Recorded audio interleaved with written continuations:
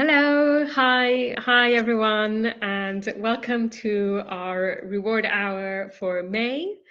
Today, along with Isha Smith, who's joining us, we're going to be talking about how to design rewards for a very diverse and fun Gen Z workforce.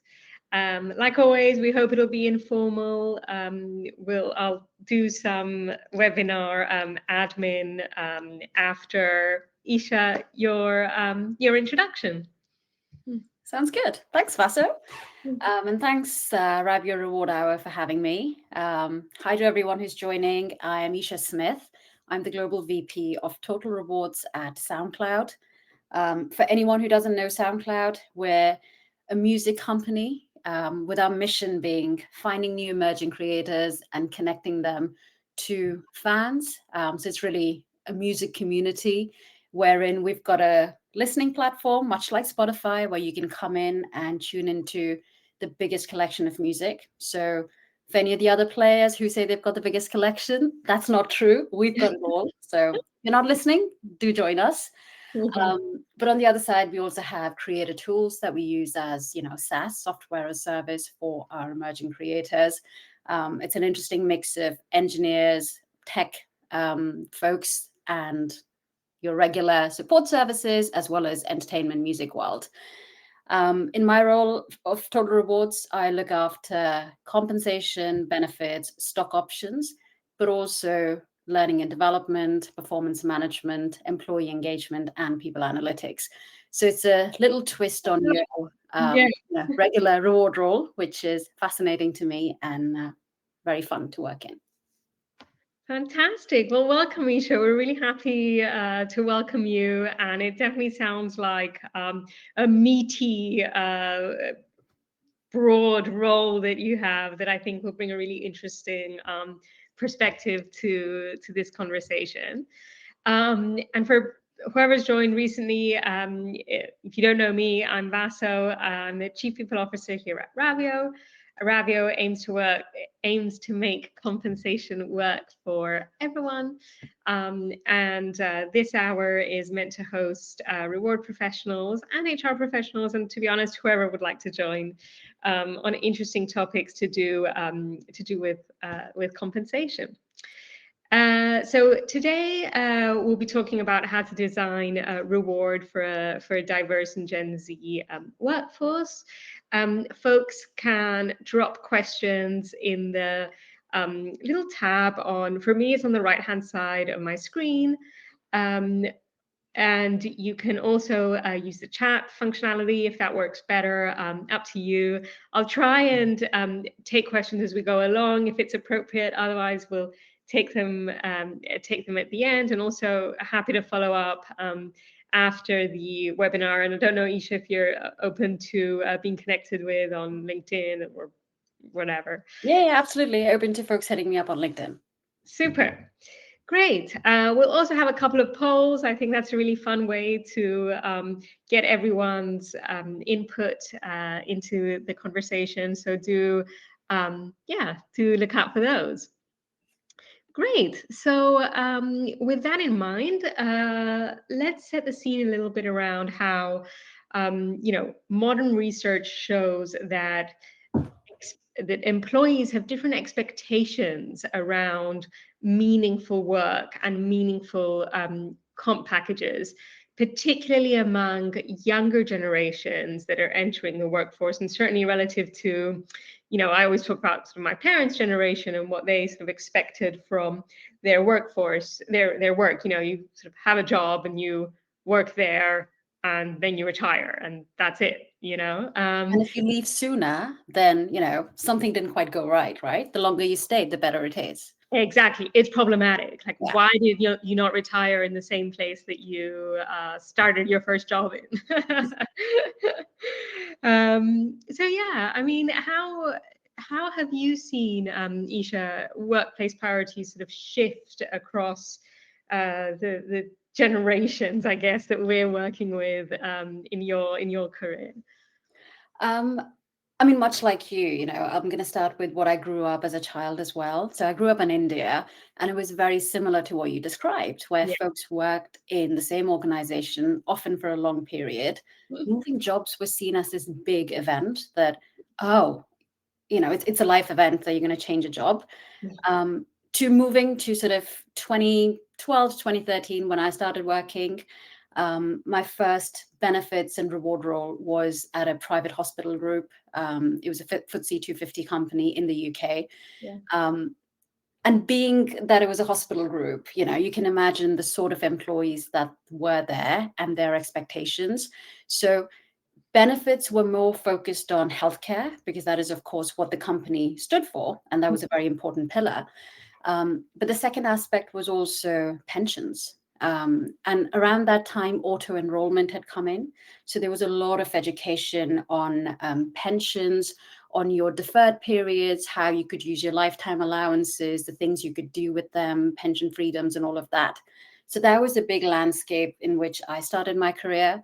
I was very fortunate to have a very fantastic head of reward who was very open to having this, you know, young person just come in, and I basically owned the benefits field at Amazing. Spire, which was daunting. I mean, imagine I had a few other, you know, stints of experiences. So my previous life, I was an accountant. So I'd worked in that field. I'd done work for a nonprofit in the legal sector.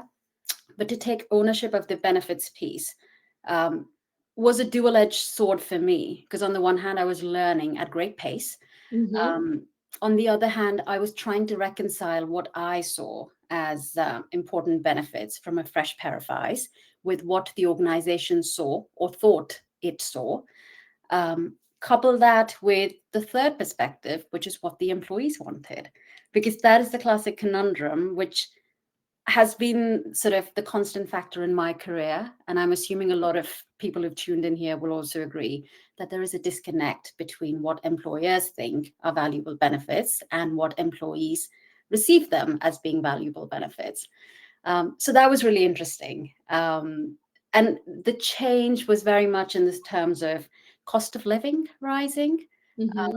You know, how could the company cater, and how could we then find solutions to an aging workforce who are very set in their ways of what benefits should mean, i.e., healthcare and pension, Mm-hmm. with younger workers coming into the workforce as well? And what could we do? So the technology benefit, you know, where you could get your home technology, your Sonos speakers or an iPad or whatnot, that was a big thing. Then obviously your life protection, income protection. But for me, the big thing then was getting people to see the value of benefits rather than waiting for a health condition to kick in, at which point you see, oh, well, this is the benefit I get from my company. Mm. So we did a lot of education in that space, and we're able to increase the awareness of people. Cut to moving again in my career to the Open University, which is a big higher education institution in the UK. Mm-hmm. It is sort of straddling that path between a public institution and then having a private workforce within it. So we had to very much align ourselves with the national health sector, with the government schemes, rather than bringing into play any private players. And that being a learning institution, the focus again was benefits, because it's higher education, right? The pension schemes are really valuable. But then how can you translate that to younger folks coming in? Yeah. And learning was a big pillar there, because of course that's what the organization did. They were pioneers of cloud learning. So how could we pivot to learning and development as a part of reward? So seeing that shift was really important. Mm-hmm. And then finally, to my time at SoundCloud in the last almost 4 years, I think the shift has been even bigger in the post-pandemic world, where people are looking beyond their paycheck, beyond your box standard benefits of, you know, healthcare, pension, life assurance schemes, and whatnot, to more what is meaningful to them. And as you said, Vaso, like finding the meaning is different for each of us as well. And how do Mm. you then translate that in? So whether you're talking about pay transparency, or it's about, you know, DEI, Mm-hmm. which again for SoundCloud is very important, because a lot of our creators whom we cater to and whom we also celebrate as artists come from historically marginalized communities. So being able to be authentic in our benefits and reward proposition along the lines of DEI and how we reflect that is really important. So the conversation is shifting around how do we show inclusivity into our healthcare benefit. Yes, pension is important, but what about cost of living implications in the right here and right now? Everyone is feeling the pinch of that. What can we do differently? The younger workforce, back to where your question started, because I realize this has been a rambling answer. It's interesting. But the job hopping aspect of it, people are moving on from role to role much sooner than folks did, 10 or 20 years ago. Mm-hmm. So how can we tie in learning and development? How can we create opportunities and lean into the strengths of a company like ours, which is not big, quite flat, still very agile? And how can we use change to our advantage and create opportunities that will create stickiness for our people? Yeah, absolutely. And I think you've spoken about how do we show within the rewards package inclusivity, and how do we solve for a myriad of different needs. So needs, values driven, wants, I guess, and also the sort of basic baseline of benefits that folks expect, certainly in our industries, let's say in broadly in tech, and how that differs amongst generations, but also within the same in the same human. There will be different needs and wants at different stages of their own career.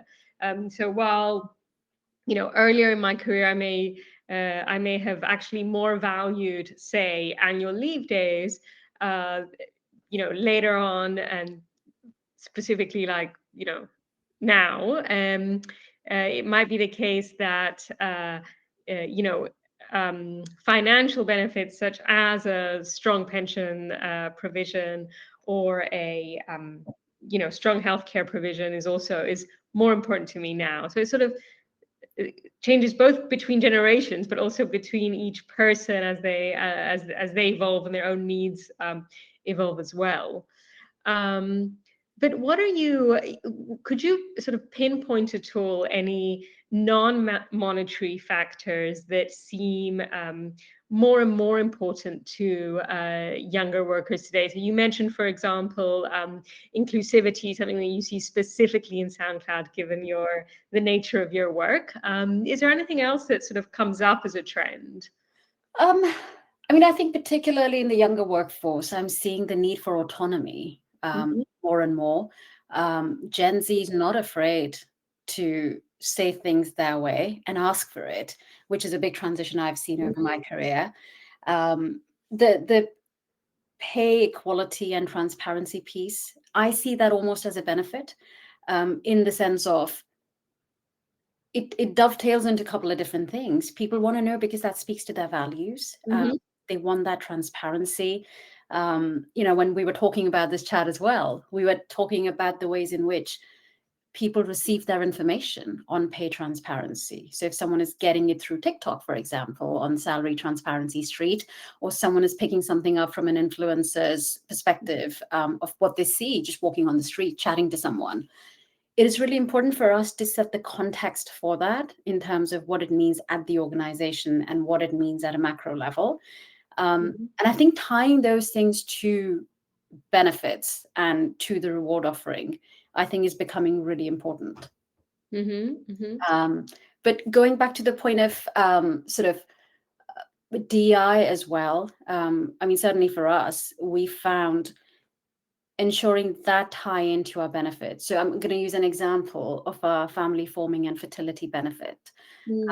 We're one of the early adopters in EU to offer that benefit. And for me, it was a very clear way of solving a problem. So we are predominantly a tech company with typically lower representation of women and non-binary employees, as is the norm in tech. We're trying very much to change that. but that change doesn't happen When you overnight. Yeah. yeah. We've been very rigorous in doing gender pay gap reporting and ethnicity pay gap reporting internally for the last 3 years. And then trying to attract talent from potentially bigger companies. You know, we're a very small company. We're 16 years old. We hit profitability a couple of years ago. For us to compete with the big tech giants, it's not an easy task. So No. what is it that we can do in incremental steps? And that benefit, offering a fertility and family forming benefit, sat at the intersection of those goals quite nicely. And then we were able to tailor it to our take on inclusion. So, you know, when we talk about our parental leave policies, we put a baseline of 16 weeks paid parental leave, no matter your gender, whether you adopt a baby or however you choose to build your family.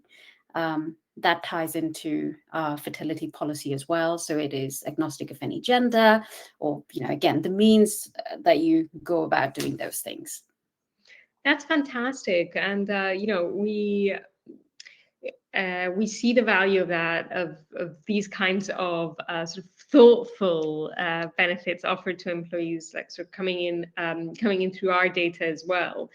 Have you been able to, well, to what extent have you been able to track any progress towards hiring, for example, more women, or perhaps more folks who want to start a family?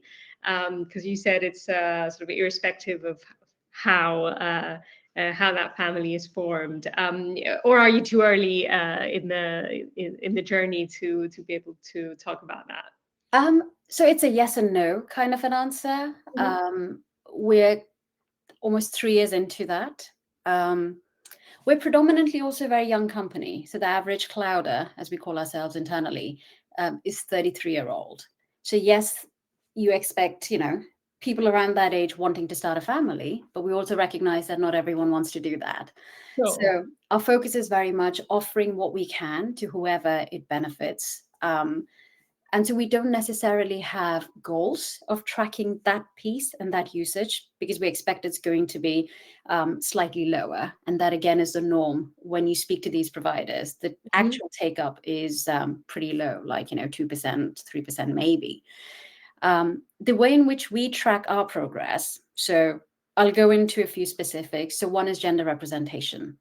I work very closely with our talent acquisition team, looking at the pipelines that they're building, how far through the interview process we're having diverse candidates progress. Where do we see sort of things dipping down, so we can really focus into what might be the reasons behind that shift. So if there are 60% of women coming in through the sift stage and 50% making it to the first round and 30% and then so on and so forth, what is it that's happening there? Two, we've made a big commitment of holding ourselves accountable to the company. So we publish a great deal of detail at various points. We have our annual pay equity report that we share with the entire company. As I mentioned, we do ethnicity pay reporting as well. We can't do so in Germany because the legislation doesn't allow us to track and report on that. But certainly in the US and the UK, we try to do so at very great detail. So we try and go into each level, each function, you know, so long as data privacy allows us to do so. Then we look at our employee engagement survey. We did a whole lot of work rebranding that in 2023. And again, it was very much to that point of authenticity and really looking at SoundCloud and the place it was at the time and where we wanted to go. And that meant changing the questions. And, you know, we had these new benefits. We wanted to make sure we were able to track them. We know DI is very important and fundamental to us. So we make sure there's a section that covers that tracks all the demographics, but it also tracks on how employees view our benefits offering and our comp offering, how they feel DI is reflected in the organization. And finally, the final prong to all of this is anecdotal data as well. You know, numbers are great, but data can often tell you what you want to see. Absolutely. So we also have our DEI team that we work very closely with, and we run listening sessions where we actually go to our diverse resource groups and sit with them and just listen. Mm. And just take in the feedback on the ground. And then we try to combine all of that. So in terms of representation, we've been quite proud to incrementally increase representation. One of our commitments was to raise representation of women and non-binary folks at senior levels, so P and above. And we've been very pleased to see that we've made those targets. And there's very sustainable numbers that are coming through. Not a huge spike because, suddenly we said, oh, we want to increase it by 10%. Boom, let's hire a bunch of women and non-binary folks. Yeah. Be more organic. And we've done a lot of work on internal mobility as well. So to really make sure we have all those levers that we're using, whether it is making sure hiring managers see what people managers would in some shape or form. So, when we're doing our promotion cycles, we make sure to do our data analysis on, as you would expect, on who's coming through, who's being put forward, what are the breakdowns of successful cases versus unsuccessful cases, and time that to the hiring manager data as well. Awesome. That's super interesting. And I know I'm going to be following up with a bunch of questions. I really want to double click on the listening circles as well, but hopefully we'll get some time later for that. Okay, I'm just going to put the first poll out, which is around what does the audience think has changed most significantly in what younger employees value from work. And there's a bunch of options. Let me see. Right. There it is. Sorry, publish. Great. And I think that should pop up. But yeah, if I sort of take this, has that popped up for people? Add poll. I'm not sure what I've done here. It looks like I broke something. I can definitely see the poll on my end. Oh, great. Okay. Oh, right. It's on the screen now. I'm not sure what happened there. But yeah, so if I look at our, so if I answer sort of very honestly here, what I've seen, I think in order of, oh, great. Okay, so I was going to say the first thing that what I would put as number one would be the work-life balance, followed by the flexible working opportunities, and at least that flexibility around hours. So I remember when I first started working in 2010, I think, something like that, I had to be sitting down at my desk at 8:30 in the morning, and I found that to be very restrictive. I remember getting told off for rocking up at 20 to 9, and admittedly I was 10 minutes late, but I kind of thought, oh my god, why is this is this a big deal? But I see more and more there's a lot of flexibility around the work-life balance, but also how folks structure their work with a sort of either concentrated hours or core hours that everybody's working, flexibility during the day. Flexible working opportunities is coming up second. And then, interestingly, so with no votes, we have less concern for high salaries, shorter tenures, inclusive workplaces, and then other. So it's interesting that most of the votes are concentrated on those two aspects. Yeah. Any comments, Isha? I mean, the people have certainly spoken, right? I was reading earlier this year, I think Randstad put out a report where they said in like 22 years of the history of their tracking, it was the first year where I think flexible working, maybe not flexible working, work-life balance overtook salary as the top priority for workers worldwide, which is very much a turning point. I mean, we all saw that through the pandemic. That was one of the good things it brought about. Mm-hmm. But we're certainly seeing that. I like a personal anecdote before I go Yeah. into, bringing that about in a workspace. I remember having moved to the suburbs outside of London, being on a train in November. We've moved in November. My commute increased from being a 20-minute walk to the office to an hour on the train to get to the train station, and then the 10 minutes walk after that. And I Yeah. literally remember sitting on the Avanti train, bullet train, crying, um, No.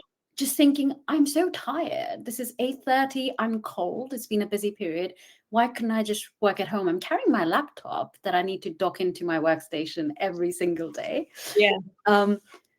And just to think in the short space where we are now, where hybrid working is a great expectation. Yeah, totally. But still, that seems to be changing, because we do see more and more adverts on LinkedIn, big companies who are advertising on-site roles. And so I think it's really interesting on the one hand to balance what is right for the organization and what is beneficial to employees. For us, we've been very honest about our model. We call it connection first, Mhm. which is exactly, what it says on the tin. We encourage people to come to the offices, but we do so recognizing that not everyone can be in the office. Not everyone needs to be in the office. And maybe there's not value in everyone being in the office all the time. So for us, it's about establishing the right level of connection. And then thinking about how do we do that at a more holistic level through the authenticity piece. So we're a music company. We have a lot of events that are tied around music. We've just started our summer DJ breakfast in our various offices. And it is really lovely to have a SoundCloud DJ come in, spin some tunes for 45 minutes. You have your breakfast, you can listen to this live performance, chat to the person. And it really brings the purpose of the company to life as well, which is always lovely to see. And it's true to us. So for us, that is enough. Any event that we do often ends up being tied to music. And that's how we bring people in. So our workplace team is really important for us in making sure the offices go beyond free beer or ping pong or, the stereotypes, Yeah, of course. free banana or whatnot. And it is more reflective of, what our folks want. Yeah, yeah. So it sounds like at SoundCloud you, and I'm sure this is based on your experience at previous workplaces as well. But it sounds like you really sort of tailor the reward strategy for this, pretty young. Like you said, the average age is 33, was it? Or so for this sort of young and diverse workforce. I mean, if you had to like pinpoint any like the core principles that guide your approach to comp, um, but both at SoundCloud, but it sounds just from speaking to you, Isha, that it comes from from you as a as a human. So wherever you end up going next, or I'm sure this will be like a trend throughout your working life. What core principles sort of guide your approach to to compensation?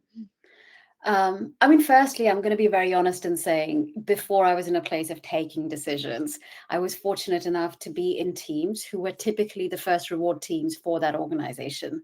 Amazing. A lot of it was about how do we do this, Yeah. but also we don't have shoes, build it from the ground up. Yeah. And so there were no shoes to fill. And it's always been a case of working with relatively limited resources. And so how can you be scrappy? Even in, sort of big, like, as I said, FTSE 250 companies didn't have the budget for marketing. How can we roll out a campaign? We'll just make it up and we'll put it on the backs of toilet doors, or we'll print it on pay slips because we don't have the money to do total reward statements. But I'll give you two answers to your actual question. One is from SoundCloud's perspective, and then I can give my own perspective. At SoundCloud, it's been very much about solving a problem, which is when I took my role, it was about determining what could our employee value proposition be.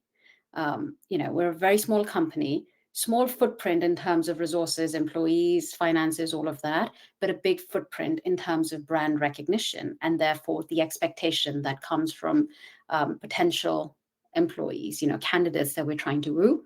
So how can we compete in a space where we're straddling the tech sector, which has some of the very well-paid salaries that you'll see on the market, with then the music sector, which works in a very different way? And then how can we work in the background of all these constraints? Apologies for that. My take on it was very much, let's lean into the SoundCloud way. SoundCloud has been a disruptor. It's done its own thing. It's known for promoting a certain kind of music. So why don't we lean into that and reflect that in everything we do? So we cherry picked the things that spoke to SoundCloud. So rather than saying we're going to offer everything that big tech companies do, which frankly we can't, because it's not financially feasible. You're going to lose that battle. Yeah. Exactly. So we picked the fertility benefit, for example. We've picked hybrid working. We've got offices in 4 different countries. We're headquartered in Berlin, then we've got London, New York, LA. How can we tie office experiences in a way that, when we do offsites, people get the opportunity to travel? And it's an exciting thing, right, to be able to do that. Yeah. So it's been very much about building a comp structure and framework and offering that reflects SoundCloud. And we've actually been able to stick to that, and being able to talk about that and make it a thing. So, we're talking earlier about job tenure, shorter tenures, folks job hopping. We've been able to increase our average employee tenure from 1.8 years to 3.2 years in the space of just over 2 years. It's amazing. Which is an incredible statistic. And of course, it's not been because of, the benefit that I put in place or all the work that my teams are doing. It's about everything coming together, from the messaging that we put out to what the leadership is leaning into, to the company direction that, it takes. And it's an amalgamation of all those things. But yeah, so authenticity has been one thing for sure from a SoundCloud perspective. My personal take on this is this, we look at benchmarks, it all means very well, but I think every wrong answer can be a right answer in a different organization. And I really, really believe to a fault, maybe sometimes, in feedback, and trying to getting it from as many sources and different sources as you can. I said before, data is great, but sometimes what you hear in a quiet room where there's a bunch of women talking, or a bunch of, we've got Clouds of Color. I'm the exec sponsor for it. I'm very proud. It's our DRG for folks of color. You go to these community meetings and what you hear can often be quite enlightening. And so I think the ability of tying those little nuggets of information into the organization's values, I think for me is where the magic happens. Well, it sounds like the sort of authenticity keyword, which is how you sort of think about, well, it sounds like it's not only comp, it's the culture at SoundCloud, but it also sounds very much authentic to Isha, sounds like it's one of your core values and principles. It sounds like I'm a one-trick pony, Vaso. I'm only going to do one thing no matter where I am. That's wonderful, though. Like, it's look, it's clearly effective. Like, it's amazing to see that the organization has built a system that has resulted in if nothing else, an increase in tenure, which is impressive. We've also got a question, and it kind of ties into what you mentioned around having your preference to inspire connection. And having the multiple offices that are, there's great tunes in there, and you want to have like these interesting experiences in the offices as well. Vanessa's asking a question that is actually front of mind for me as well. How are you finding the balance of development opportunities of on-site working versus flexibility? And Vanessa suggests that, a bunch of surveys have suggested that younger workers would love to be in the office because they have the chance to interact more easily with more experienced workers. I think it's a great question. Thanks, Vanessa. Yeah. Yes, it's absolutely true. We do find younger folks wanting to be, in the office a bit more than perhaps more, experienced workers. For us, again, we've not said you need to be in the office X number of days. It's up to teams. And this is where the communication aspect of it comes in. So different teams do things differently. Mhm. As an example, for my team, the typical day tends to be Wednesday, and we flex as and when needed. I know there are some teams who come into the office more because that's what their team members have asked for. Equally, there are teams where people aren't coming in as much, but team members have raised concerns that actually people aren't coming in as much. We'd like a little bit more in-person interaction. So it's not a perfect solution. We try to track the success of our model through surveys and such. We also have interventions in terms of management circles that we've introduced where people managers can get together and in a safe space, just, exchange notes on this. It's very high numbers, which just gets us a sense of where we are Yeah. and where the trend is going. But we do try to encourage, so any sort of offsite, we try to do it in person. Any team planning session is typically done in person to really encourage those collaborative opportunities. Yeah, it's hard. I get you. It sounds like at SoundCloud, there's as you say, there's a system and organization that is well run, and there's some thought behind it, which is probably what is helping get a great result. But I think, yes, the HR team might not yet be set up properly, well, set up at all, or enabled, or there hasn't been a lot of mindful thought brought into how to cater for younger workers who want to be in the office.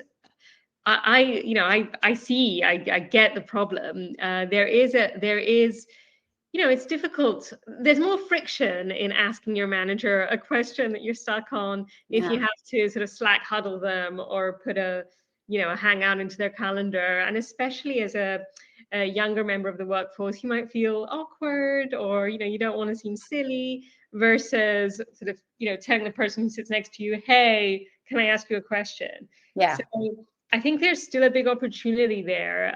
To some extent, we can't replace in-person communication, but I think there will be other maybe tooling and definitely education around for managers and leaders on how to better cater for that. yeah. I mean, also, I'd be curious if Vanessa, if you're talking about development opportunities, I can also speak from like structured development opportunities. Mhm. So we've put in place different development opportunities at different levels of the organization.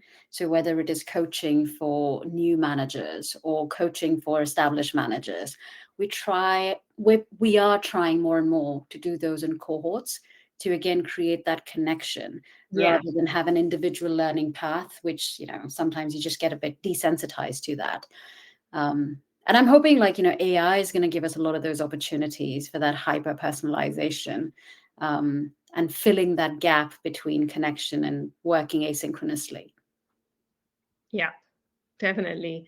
Okay, so uh, basically, I think where we're getting to is that tailoring a reward strategy for a younger workforce comes down to understanding what the business needs are in the sort of immediate and long term, immediate and medium term um, time frame, and aligning comp and reward obviously to that. So, Isha, at SoundCloud or wherever, or in line with your personal values, maybe, how do you think about connecting reward strategies to the business outcomes measuring their effectiveness, and then also communicating that connection, because it sounds like you do a lot of great internal comms at work, which I want to learn from. I mean, Vaso, I'll be honest, no level of communication ever feels like it's enough communication, right? You've got to say the same thing at least 7 times is what I've learned for people to really listen. One of the things we also did was, looking at what the younger workforce wants. A big part of that is, Pia says only 7. Yeah, I think that's the minimum viable level of comms, I think. But one of the things we try to work around is that need for development and that need for what's next. How do we scratch that itch? To then connecting to Vaso, to what you said about demonstrating outcomes and how you tie those things together.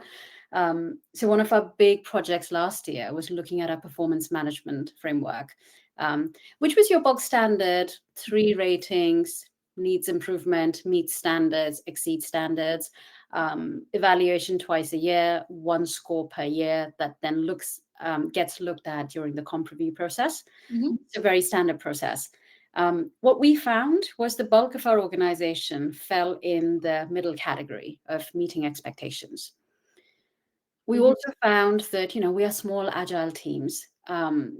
People didn't have time for actual conversations to color in the picture beyond, hey, you meet level 2. Yeah. So there was a sense of, well, I'm not getting any feedback. We talk a lot, but I'm not getting any feedback. I'm not satisfied. We're a fairly flat hierarchy as an organization. We've got 6 levels, 6 job levels beneath the executives. So trying to find a solve for that became quite crucial and critical. So we did a few things. One was to relook at how we manage performance. And we've flipped completely the other way around. We've rebranded it. We launched globally earlier this year, and we called it Talent Framework. The intention behind was to make it more personalized, that a rating, and I'm sure people tuning in today might have read research around ratings can actually be more discriminatory. It can allow pockets of employee groups to flourish better than other pockets.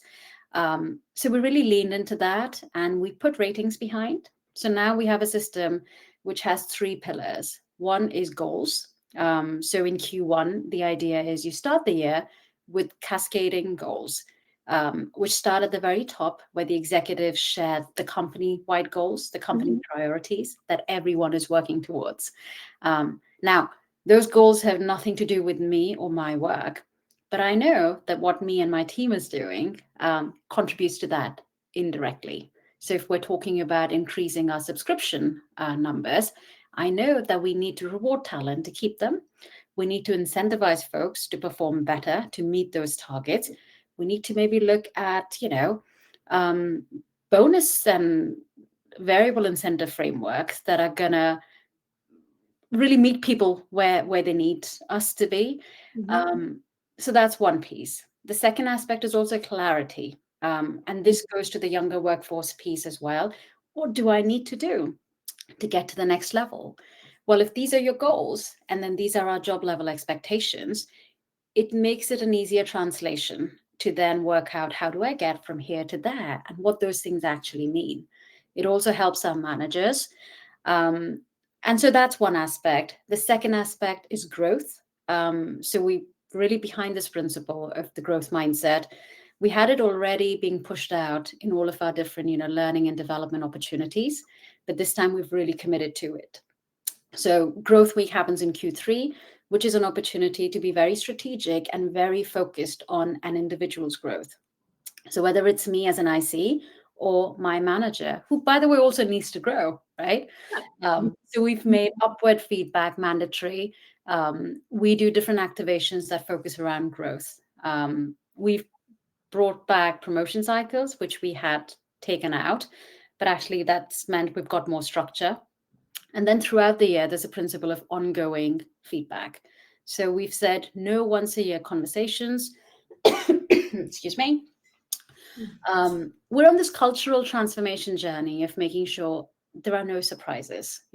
Nobody needs to have a Christmas Day feeling when it comes to feedback. You know exactly where you stand at any given point in the year. I'm going to temper that with saying that is the ideal scenario. We're not quite there yet. We just introduced this in Q1 this year globally. So we know it's a journey, it's a transformation, and communication is going to be key. And then to Pierre's point, repeating it only 7 times is not going to help. So we're trying to flex our comms muscles and trying to hit as many clouders as we can in many different ways. Yeah, totally hear you. And I think 2 things. One is around feedback and performance for whoever in the audience might have a really tiny team or be on them by themselves as well. It can be something as simple as red, amber, green, where amber isn't bad, by the way. So if we have a really simple framework, could be like once a quarter, manager sort of says, hey, we're at red, amber, green. Red means course correction quickly. Amber is, great place to be. And green is like, woo, like high five. Yeah. So there are ways to make this like super simple, and it works. You just need the foundation. So don't worry if you're a team of a heroic team of 1. It is possible. And then on the comms bit, you should just go back to comms because they are so important. What have you found has been what approaches have you found have been the most effective in communicating the value of, for one, reward, but also, this wider bit of transformation that you're undertaking now? Now we've said, 7+ times, and they're sort of hitting every single avenue, but is there something that you found to be particularly effective, or is it like the breadth, or what's your advice there? Ooh, my honest answer will be I'll let you know when I find the right answer. No, I mean, I've been through a lot of trial and error, more error, definitely.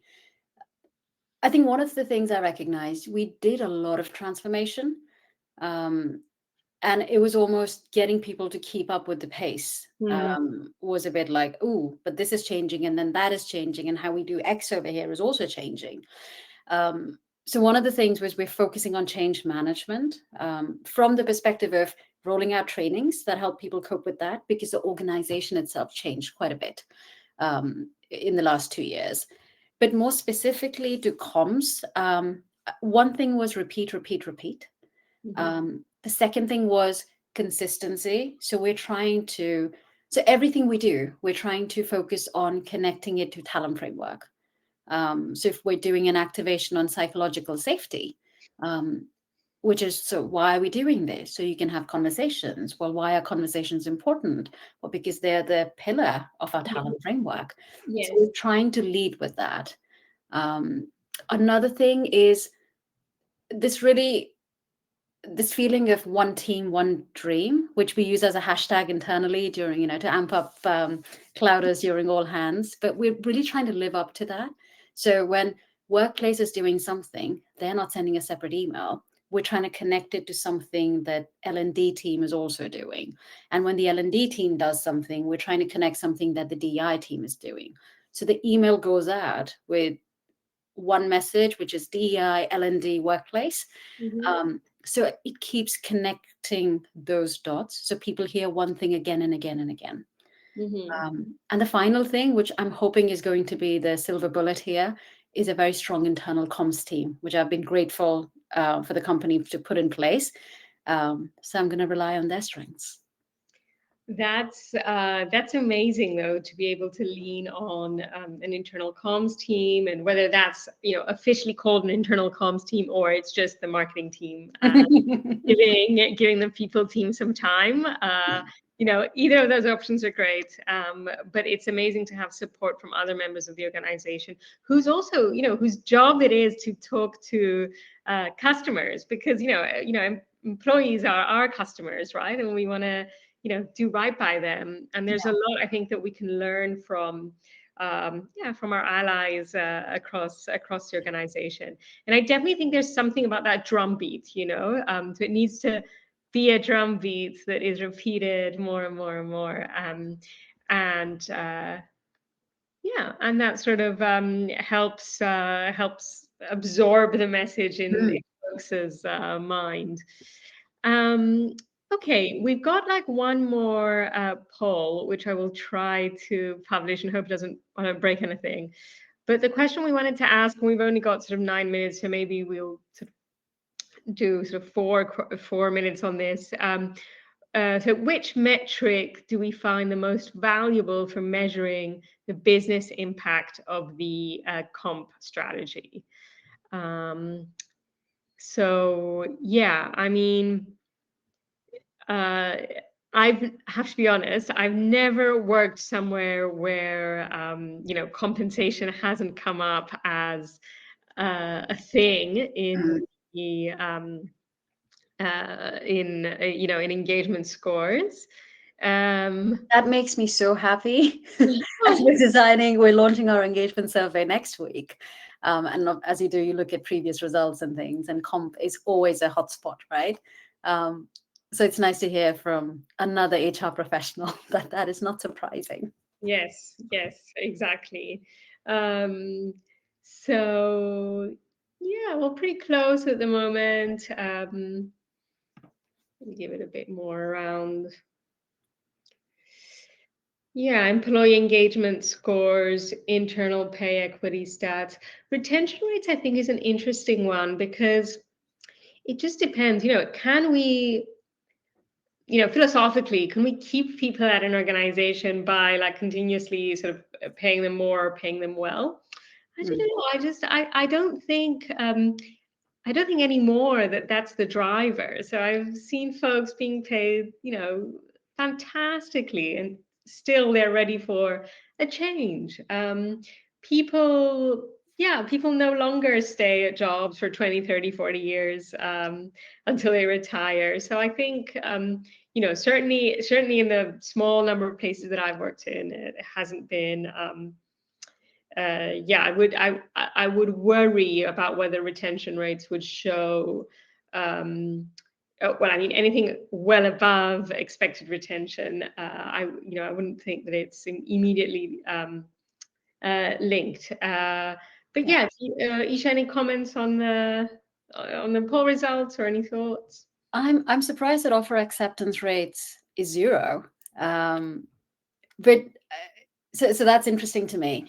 But I agree with you. I think paying people for retention almost always never works in the long term. It's a band-aid for the short run, for sure.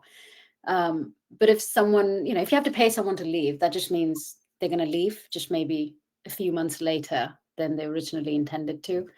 I also think comp is often a holding place for the real reason why someone might be leaving.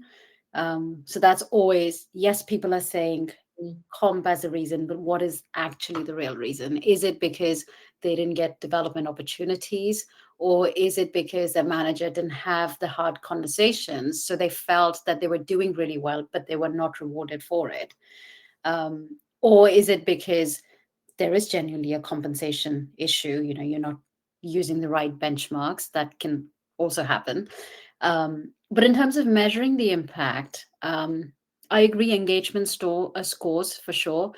Internal pay equity stats as well, I do agree. For us, it was really important because in addition to being more transparent on internal pay equity on the various markers, we also went very transparent on our comp review process. So the annual comp review. This year, acting on the feedback action planning from last year's survey, we decided we would communicate to the entire organization, which had never happened before, as to the process, who does what, when do decisions get taken, what can managers do, how the things work out, what are the interventions in place, how do we look for, the people team coming in to ratify decisions and stress test them and so on and so forth. Super. Okay, well, thank you so much, Isha, for the conversation, for the insights, for the authenticity. We have a few minutes for any questions that anyone might have. I see there are a couple of comments in the chat. Pia had an interesting take about encouraging the right behaviors across board and peer learning being essential, which is super true. The sort of sharing of what works for someone in achieving their goals can absolutely inspire people. And that, I think there's that thing about having star performers as well, right? Some places they can be disruptive, but you have the right behaviors in place, those star players could breed more star players and have a star performing team. Totally. And is that something that you see? So totally agree, Pierre, and thanks for the comment. Is that something that you see, Isha, in the like manager circles that you mentioned? Is it a place for sort of sharing and learning from each other? And yeah, it's essentially a safe place, a bit like this, where you share your successes and also things that, you know, could have gone better. And hopefully your peers can give you some advice on what they've experienced as well. Yeah, super. Cool. Any other questions? Okay. Well, look, thank you. Very welcome. Thank you, Isha, for joining us today. It's been a fantastic conversation, and really enjoyed the sort of coffee chat nature, actually. So thank you so much. I'll be hitting you up for your feedback on all the great things you're doing at SoundCloud, and I'm sure folks will be happy to connect on LinkedIn. Absolutely. And thank you so much for having me. I've really enjoyed chatting to you too, Vaso. It's been, it did feel like a coffee chat for sure. Yeah. Thank you. Thank you to our wonderful audience. And we'll, see you on the next one. Thank you all. Bye.